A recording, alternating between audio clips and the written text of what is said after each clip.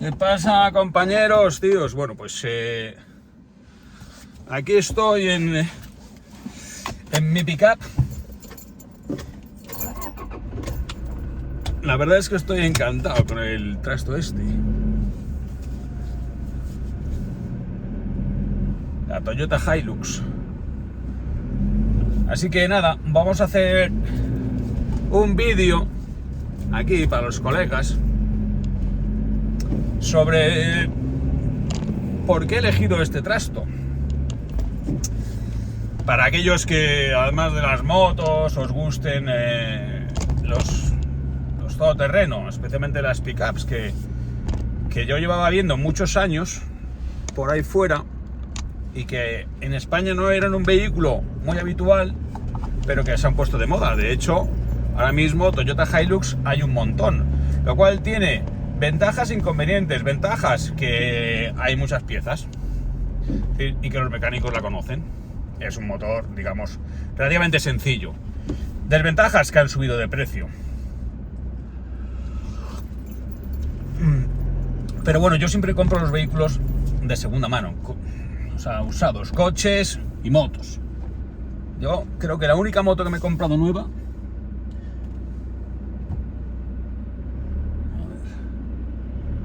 como veis, yo estoy siempre pendiente de la conducción. Rotondas, atascos, en fin, esto lo comento para aquellas personas que, de buena fe, imagino, comentan alarmadas: ¿qué haces grabando mientras conduces? Yo os invito a que busquéis en el reglamento de circulación cualquier artículo que prohíba grabarse mientras se conduce. Lo que está prohibido, lo he repetido muchas veces, pero bueno, lo tengo que repetir porque siempre hay gente nueva que entra a ver estos vídeos, es que lo que está prohibido es que manejes el móvil. Es decir, que cojas el móvil con la mano o te grabes con el móvil o con una cámara. Es decir, si yo cogiera la cámara con la mano y me grabara, pues eso estaría prohibido. Pero tener una cámara anclada y no manipularla mientras conduces, es como si estás hablando con el pasajero o estás hablando solo, cantando. En fin, lo que no puedes es distraerte. Eso también tiene que ver con este tema de los... No puedes ir con abrigo. Mentira. O sea, es que os creéis todo. No hay ningún artículo en el reglamento de circulación que prohíba conducir con plumas, con abrigo, incluso con una armadura. Lo que está prohibido es que conduzcas con algo que dificulte tus movimientos. Si hace frío y llevas un plumas, vamos, tendrías que ir vestido como el muñeco de Michelin para que eso te impidiera, te dificultara la libertad de movimientos. En fin, esto conviene aclararlo porque hay gente que lo hace de buena fe y gente toca pelotas, ¿no? Que siempre busca en redes sociales motivos para señalar con el dedo, ¿no? Es gente muy cansina que yo bloqueo inmediatamente porque me importa un carajo su opinión.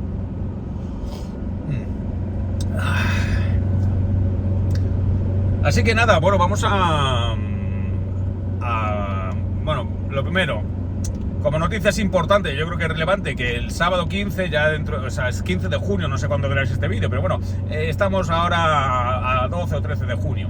El sábado 15 de junio de 2024 tengo una charla, doy una conferencia en Moraleja del Vino, en Zamora, a las 5 de la tarde. Hay una concentración motera y voy a estar allí. Si te pilla cerca, te recomiendo que vayas. Son bastante divertidas mis conferencias. Sobre todo son vivas, espontáneas, porque no tengo nada preparado, simplemente yo respondo a las preguntas que me hacen. Y entonces en esa explicación, en esa respuesta, va la conferencia. Pero bueno, a ver, motivos para los cuales me compro este trasto. Como ya sabéis, yo produzco documentales de viaje en moto. Bueno, produzco documentales de viajes de muchos tipos, porque la verdad tengo un gran catálogo de programas que se han emitido en distintos canales, no solamente en la 2, sino en Canal Viajar, en el Garaje TV, en Moto ADV, en Canal Odisea, en Buen Viaje, en De Viaje, en fin. llevo haciendo esto muchos años. Entonces he producido muchos programas y en esos programas no solamente he viajado en moto, he viajado en bicicleta, he hecho rutas en bicicleta, he hecho rutas me he montado en barcos, me he montado en helicópteros, he hecho recorridos, recorridos en 4x4, de hecho tengo un programa que se llama Autonómada en la plataforma nómadatv.es, donde enseño rutas de 4x4 para el que le guste, rutas cercanas a Madrid, para el que le guste el 4x4. Entonces, bueno, hay que distinguir los programas que yo hago o los vídeos que yo hice, por ejemplo, desde que empecé a viajar, allá por el año 2008, hasta 2015, que es cuando se empieza a producir la serie de televisión española Diario de un Nómada, y yo viajaba completamente solo, empecé a filmarme y entonces tengo programas filmados en solitario. Por ejemplo, la Vuelta al Mundo en Moto la tenéis tanto en nómadatv.es como en Amazon Prime. La Vuelta al Mundo en Moto, que está dentro del programa Motonómada de Amazon Prime, es un programa de 8 episodios de media hora que está filmado exclusivamente por mí, es decir, sin ayuda. Yo me fui a dar la vuelta al mundo en moto, en solitario, me la pagué yo, no llevaba cámaras, no llevaba nada, simplemente me fui grabando. Esto estamos hablando del año, es un programa hecho entre el año 2010 y 2011. En aquella época no había apenas motobloggers, no había nada de eso, no había la profusión de vídeos de YouTube. Entonces prácticamente yo inventé el formato este de grabarse a sí mismo, con gente en la cámara, haciendo selfies y demás. Entonces, bueno, es sorprendente que un programa así, tan amateur, haya acabado siendo un programa profesional, porque claro, la Vuelta al Mundo es un viaje espectacular. Yo recomiendo el libro, y el libro te lo mando dedicado por 30 pavos, y es un libro de 640 páginas, es un tocho de la leche, o sea, porque hay mucho contenido, es una vuelta al mundo, estuve más de un año y medio. Entonces no son muchos viajes distintos, es un solo viaje alrededor del planeta, te empiezas y terminas dando la vuelta al mundo. Bueno, pues claro, hay tanto contenido que, a pesar de que era un programa que yo filmaba digamos en plan amateur, pues claro, hay tantísimo contenido que 8 episodios de media hora son 4 horas. Claro, sabiendo editar, que es lo que yo sé ahora, por hacer la serie de televisión, pues me ha salido un documental muy chulo que se puede albergar en una gran plataforma como es Amazon Prime. Pero después, cuando empecé a hacer la serie Luego también hay otro programa muy bueno que está en nómadatv.es, que es la Ruta Embajada Samarcanda, que ese también lo filmé completamente en solitario, eso es el año 2013, y ya con el formato del viaje en solitario muy perfeccionado, porque había aprendido muchísimo, y entonces ese fue, digamos, mi último gran viaje o gran proyecto filmado en solitario. Me han salido 5 episodios de media hora y realmente es un viaje hasta Samarcanda y vuelta, es en Uzbekistán, es por la ruta de la seda, un viaje espectacular.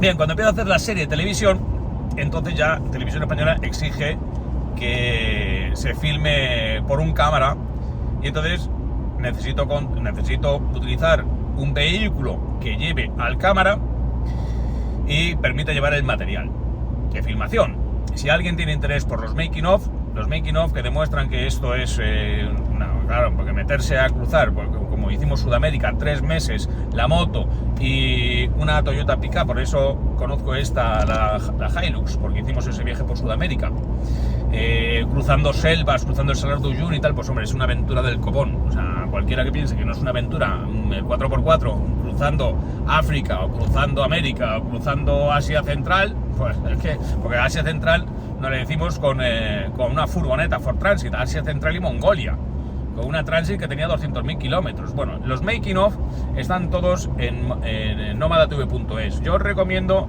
que os suscribáis a la plataforma, que son solamente 29 euros al año, porque no solamente están los programas de televisión que no se emiten en la 2, todos los que se emiten en otras cadenas, y los nuevos programas que estoy haciendo de Diario Nómada que no se emiten y se emitirán en la 2, sino que hay todo el contenido extra, como pueden ser los making of. Y los making of son realmente divertidos y descacharrantes, porque ves cómo es la situación. El cámara durmiendo dentro de la furgoneta, mientras yo duermo en la tienda de campaña, comiendo dentro de la furgoneta, qué es lo que comemos, o sea, cómo rescatamos los drones cuando se nos pierden, en fin, es realmente descacharrante.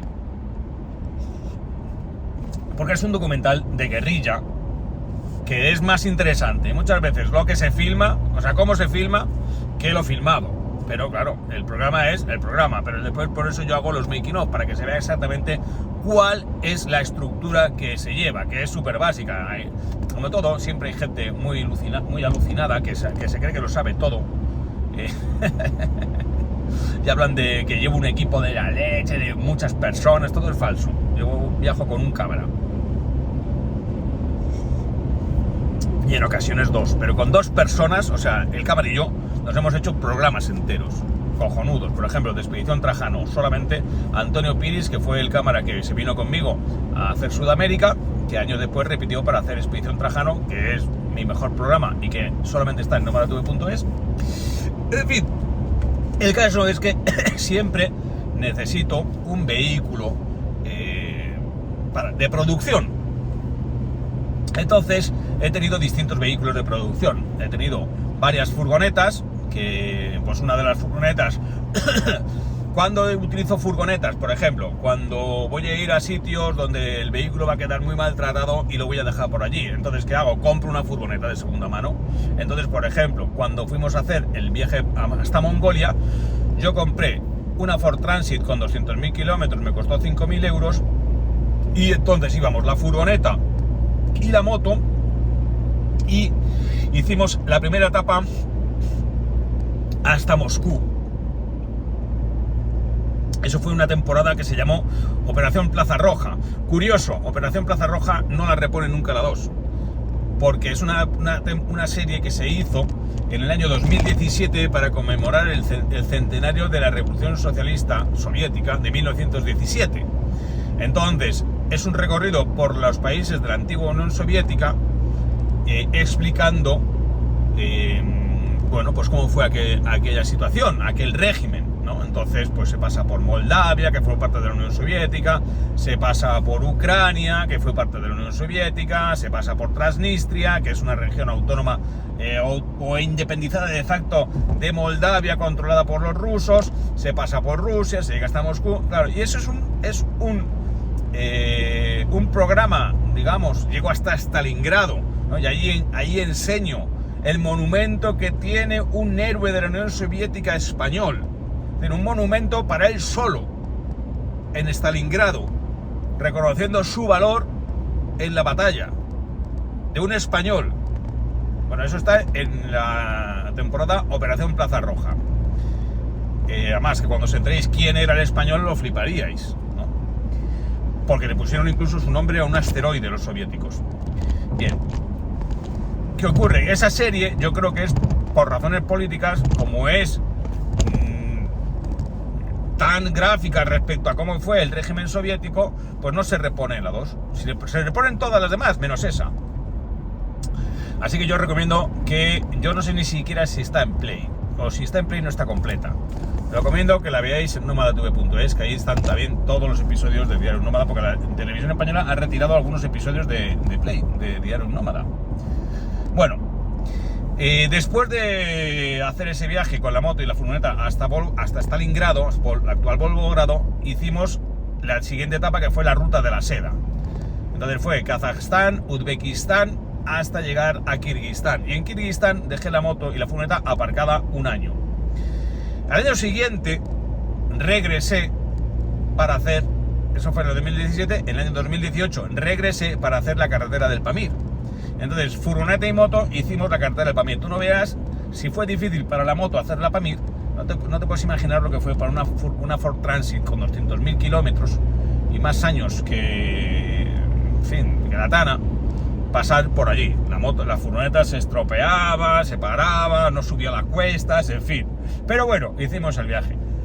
Volvimos otra vez a Kirguistán y dejé de nuevo la furgoneta aparcada en Kirguistán. Entonces se le cambió la matrícula, se importó legalmente en Kirguistán para que se pudiera utilizar allí, porque ya la estaba utilizando un tío que tiene una empresa de alquiler, un americano que tiene una empresa de alquiler de motos, de coches. Entonces él la mantenía y con la condición de que me la dejara cuando yo fuera.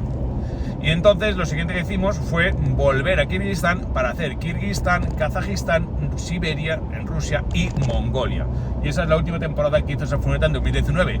Y la furgoneta ya se abandonó, se la quedó el americano y ya la perdí, o sea, porque ya me traje la moto de vuelta. Con lo cual, el objetivo de esa furgoneta quedó cumplido porque hice 4 temporadas con ella y estaban amortizados de sobre los 5.000 euros. ¿Qué ocurre? Cuando se trata de coches que tienen un poco más de... o sea, más valor, pues entonces, hombre, no me quiero desprender de ellos. ¿Qué coches he utilizado para hacer la serie de televisión? Bueno, pues empecé con el Land Rover, que era mi coche particular, el Land Rover Discovery 3, que ha estado en prácticamente... bueno, ha estado en Armenia, ha estado en Cabo Norte, ha estado en Dakar, en fin, ha hecho viajes por un tubo, ¿no? Entonces, ese coche estuvo, pero claro, como tenía el patrocinio de BMW, pues a BMW, como consecuencia de que ese coche salió en un programa que se llama Rompiendo la Cuarta Pared, porque es un documental que hicimos sobre un viaje por el Atlas, y en el Atlas, como pasa siempre, porque el coche es lo que se estropea, la moto nunca ha tenido problemas, el coche siempre lo que da problemas, pincha las ruedas, se estropea, no sé cuánto. Bueno, pues el coche se quedó encallado en el camino de Agudal, en la nieve. Se quedó allí encallado y no andaba ni para adelante ni para atrás. Entonces yo me tuve que bajar a Agudal con la moto por la noche, ya de noche, y al día siguiente regresar con un tractor para rescatar el coche. Entonces, claro, como se me había complicado completamente el viaje, pues entonces decidí hacer un making of, pero para Televisión Española. Entonces ahí filmé cómo conducía el coche, cómo rescatábamos el coche, metíamos el coche en una grúa, en fin, ¿no? Entonces eso es un episodio de la temporada de Diario Nómada Carreteras Extremas, del viaje por el Atlas. Es muy interesante porque se ve pues la realidad de la filmación, o sea, vamos con unos medios muy precarios, el coche no consiguió pasar por el Atlas y la moto sí. Entonces, ¿qué ocurre? Cuando en BMW vieron el programa, joder, pues me dijeron, macho, tío, se ve un coche que no es BMW. Y entonces compré un X5 de segunda mano a BMW Ibérica con un descuento especial de embajador, que no sé qué, no sé cuántos, y ese es el coche que se ha usado para hacer después la producción de los programas y como un poco representación de embajador, bueno, como un poco no, como representación de embajador de marca. Y lo hemos estado usando bastantes años y he hecho programas con ese coche, metiéndolo también por pistas y tal y cual, para Autonómada. Cuando ha pasado, digamos, el plazo de amortización fiscal de ese vehículo, pues yo me he encontrado con un pequeño problema. A mí, para, digamos, los viajes más duros, me hace falta un vehículo más duro que el X5. Pero el Land Rover me estaba dando ya problemas de mecánica. O sea, ya estaba fallando.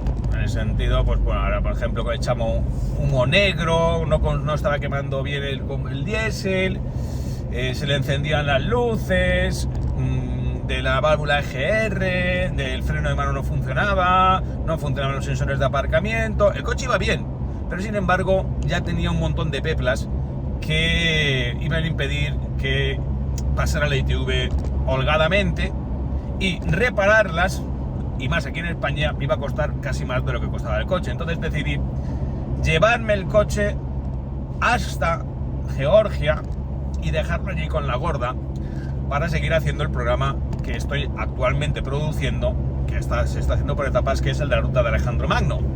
Y entonces el coche sirve para filmar a la moto. Y como quiero que sea un programa profesional con una gran calidad técnica, pues entonces necesito otra vez hacer una producción de carácter profesional con un vehículo. Entonces ya no tenía un todoterreno duro, y ahí es cuando llegamos a la explicación de por qué la Hilux. Ha sido una presentación un poco larga, pero bueno, ¿por qué la Hilux? Bueno, ahora mismo la impresión que yo tengo cuando vemos el mercado de coches y motos, vemos que si bien todas las marcas de motos están sacando motos trail, porque hasta BMW, hasta Harley Davidson ha sacado una moto trail con buena capacidad off-road, como demuestra tanto los vídeos que yo he hecho metiendo la moto por las pistas de los Alpes, que no encuentro gran diferencia con respecto a cómo funciona la GS. De hecho, me parece que la Harley va mejor, está mejor balanceada en cuanto a pesos.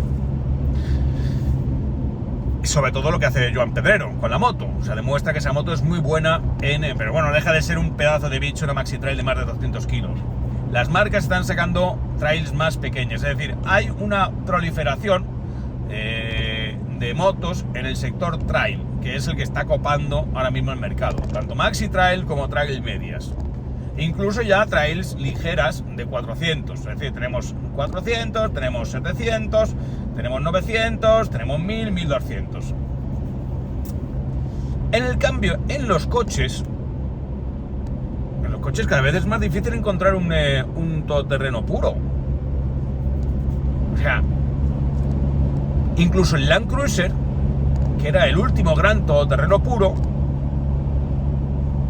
lo han convertido en un sub en las últimas versiones. Hombre, luego te puedes meter en un Ineos, pero claro, eso cuesta un pastón, cosa que a mí me parece descabellado. Los todoterrenos que cuestan mucho dinero, o las motos trail que cuestan muchísimo dinero, porque al final una cosa que cuesta tanta pasta, que normalmente tienes que financiar, los seguros ni te van a cubrir los daños en fuera de carretera, ni el asistente te va a cubrir fuera de carretera. Entonces, comprarte una moto de 25.000 euros para meterla en un pedregal y que se te caiga y que no te cobra el seguro, pues oye, es un disparate de pasta. Por lo mismo con un coche. Así que los todoterrenos de super lujo, el Defender nuevo, que aparte no me gusta, el Ineos, pues oye, el Land Cruiser, ya no son las versiones que más duras, más recias.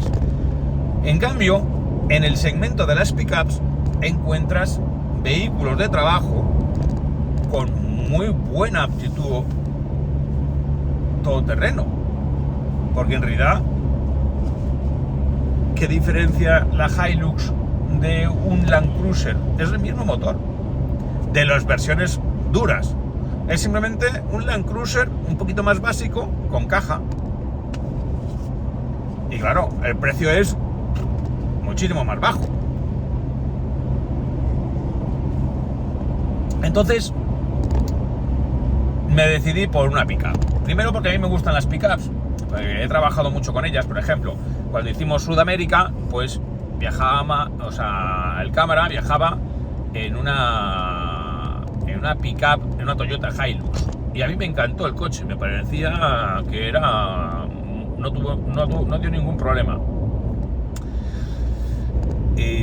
Cuando hice la serie por Norteamérica, esa también fue otra operación cojonuda, fui a Estados Unidos y en California compré una Ford Ranger antigua. A mí me costó $5.000. Y cuando terminé el viaje por Norteamérica, que fue México y Estados Unidos, después de haber hecho, no sé, 2.000 kilómetros y meterme en otro país distinto, regresé a California y le vendí la Ford Ranger al mismo compraventa que me había vendido la Ford Ranger y me pagó $4.000. Por $1.000 tuve la Ford Ranger todo un mes y me pude meter por donde quise y me fui a otro país, cosa que con un vehículo alquilado no puedes hacer.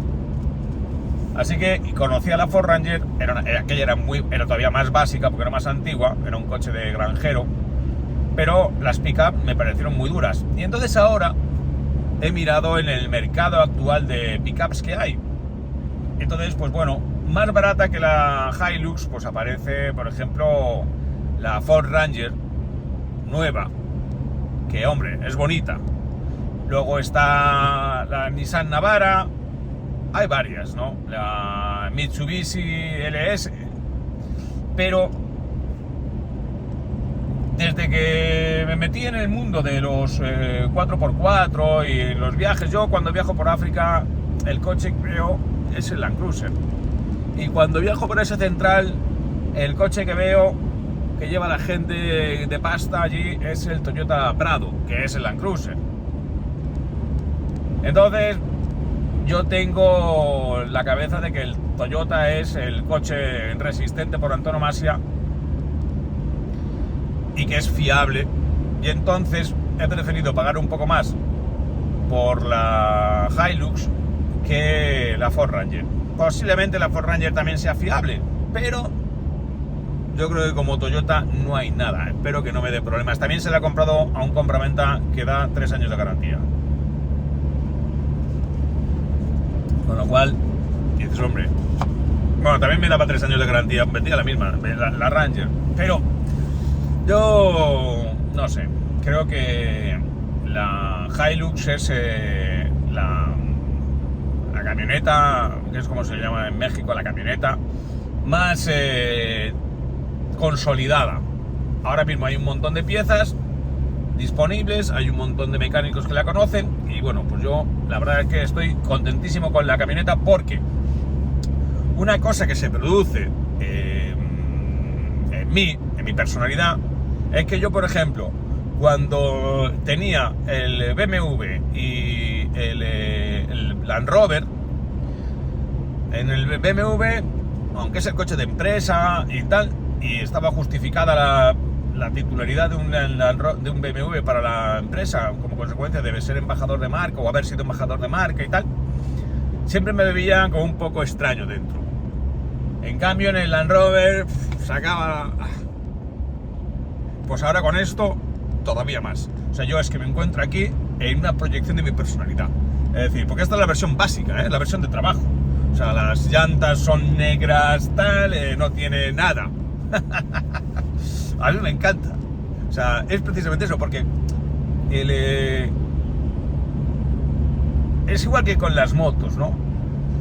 Cuando tú compras un vehículo pensando que la imagen de ese vehículo tiene que hablar de ti, y lo que buscas es un coche caro o una moto cara, lo que estás proyectando en realidad, a mí me parece que es la imagen de alguien materialista, de alguien que espera que se le valore por lo que tiene.